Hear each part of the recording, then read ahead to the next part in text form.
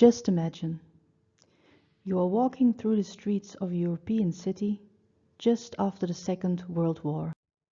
All around you, you see damaged or destroyed houses. Reconstruction has just begun, and the sound of jackhammers and hammers is in the air. You want to escape the horror of recent years and decide to visit a local exhibition. You expect to see a continuation of the styles from before the outbreak of the war. An impressionistic cityscape, or an expressionist flower still life, and maybe even an academic nude. But what you get to see is this. People today cannot imagine the impact the works of post-war artists have had on society. Their art is maligned. It's even called an attack on the known norms and values, a lack of good taste. Such reactions do sound strange in our ears, because nowadays we are rarely surprised by what a contemporary artist is up to. He may destroy work of his own after it has been auctioned, suspend jaws in a tank of formaldehyde, or hang a banana on a wall. No one blinks an eye. Let's take a brief look at some of the art movements and styles from this post-war period to see what all the fuss was about. In the years after the Second World War, Europe is exhausted, and recovery and reconstruction are proceeding very slowly. Historians often speak of a shift in the center of gravity of the art world from Paris to New York, as the abstract expressionists take the limelight. But the late 1940s and 1950s are also a fruitful, albeit troubled time for art in Europe. While Americans believe they can start from scratch and invent new techniques and topics, Europeans who had experienced the horrors of war on their own soil have a much less positive view of rebirth. Many artists have lost faith in the ideals of power and rationality. They no longer believe that they can improve the world with their art. But this lack of guidance or rules also has a liberating effect. Artists still work in a studio or in the open air, but their way of painting is becoming much freer and more spontaneous. In Paris during this period, people speak of art informel or informal art. Literally, this means formless or abstract art. Important artists from this period are Jean Dubuffet, Waltz, and Jean Fautrier. They regard the act of painting as of equal importance as the result of the work of art itself. Two artists whose way of painting develops into a kind of theater performance are Jackson Pollock and Karel Appel.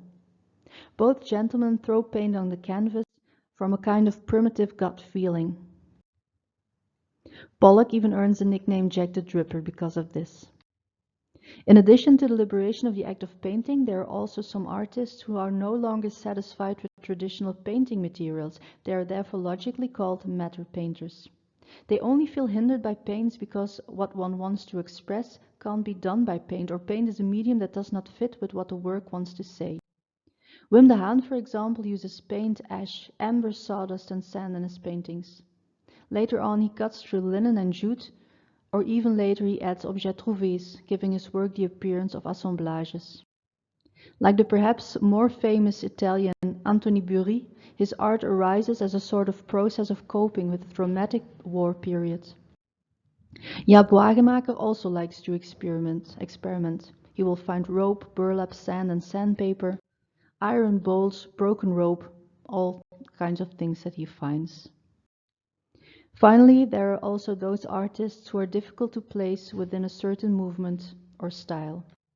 For example, in our June auction, we offer a beautiful collection of paintings by Jan Roede. Because of his childlike style, Roede's early work is often classified as cobra. He finds the group a bit dogmatic and wants to develop his own style and freedom. The rough, barbaric, and deliberately anti-aesthetic style of cobra is also lacking in Roede's work. His paintings are much more playful, lighter, and more poetic. This is perhaps due to Zen Buddhism, in which he became interested early on, and perhaps also to work also inspired by work by surrealists such as Juan Miró. Roede is a true colorist. For him, the color will always be more important than the line. Another fascinating artist who cannot be pigeonholed is Fernand Léger. Léger was born in the French countryside and was actually destined to succeed his father as a cattle trader. Fortunately, his artistic talent is recognized early on, and he was allowed to train as an architect. Léger moves to Paris and will study at several well-known art academies. His earliest paintings are impressionistic in style,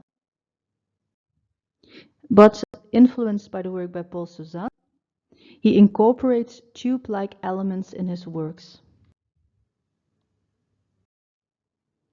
Later on, Léger became more and more influenced by Pablo Picasso and Georges Braque, the pioneers of Cubism. However, his Cubist works differ from the others in that they serve pure color rather than a monochromatic palette. At the outbreak of the First World War, Léger also went to the front. He sustains a head injury and nearly dies after a mustard gas attack in Verdun. This dramatic time eventually leads to Léger's well-known mechanical period in which he paints tube and machine-like forms. One speaks jokingly about Léger's tubism. During the Second World War, Léger stays in America. He will not return to France until after 1945. He calls New York the greatest spectacle on earth with its millions of illuminated windows. In Chicago, he falls in love with jazz, and every night he goes to the South Side, where he is fascinated by the uninhibited crowd and the unashamed music. In America, his use of color without borders begins. He now literally and figuratively paints outside the lines. This change in style may have been inspired by the flickering neon lights that were ubiquitous in the American cities of the 1940s and 50s. The work you can see here, it's called La Bûche, or the Tree Trunks, and dates from exactly this period. The work is very interesting because you can see the spirit of the artist at work here. The hesitant lines reflect his struggle to find a perfect composition.